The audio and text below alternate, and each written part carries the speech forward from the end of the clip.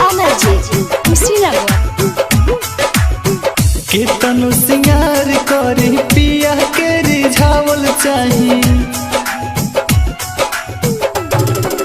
हाँ केतनु सिंगार करे पिया के रिझावल चाही।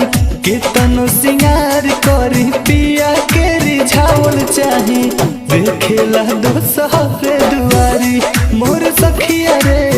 देखेला दोसहरे दुआरी मोर सखिया रे। देखेला दोसहरे दुआरी। Music by Amarjeet Kushinagar. Mix by Yuvraj music presents Jamapur. सूती हम अकेले से दिया रहेला उदास हो। भोर फागुने को दिन आवेला उपास हो। हाँ हाँ हाँ हाँ सूती हम अकेले से जिया रहेला उदास हो। भोर फागुने को दिन आवेला उपास हो। होलिया के शौक अधूरा रहे ससुरा में। खोजेला लड़की ओ कुंवारी मोर सखिया रे। देखेला दोसहरे दुआरी। Music by Amarjeet Kushinagar.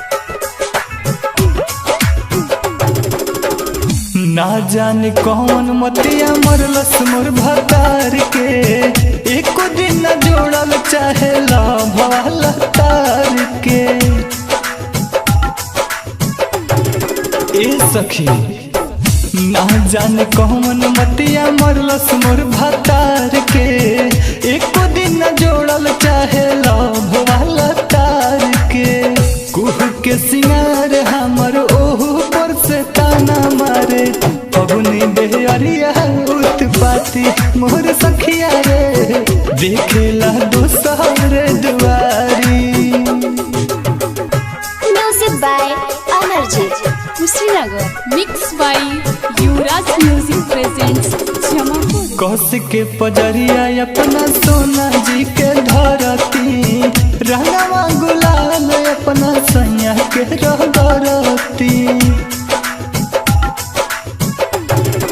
हाँ हाँ हाँ हाँ कस के पजरिया अपना सोना जी के धरती। रंगवा गुलाल अपना सैया के रगरती। रूपेश उपेंद्र पवन साथ जब से धैले बड़े। सूरज के दिहले बिगाड़ी मोर सखिया रे। देखेले दोसहरे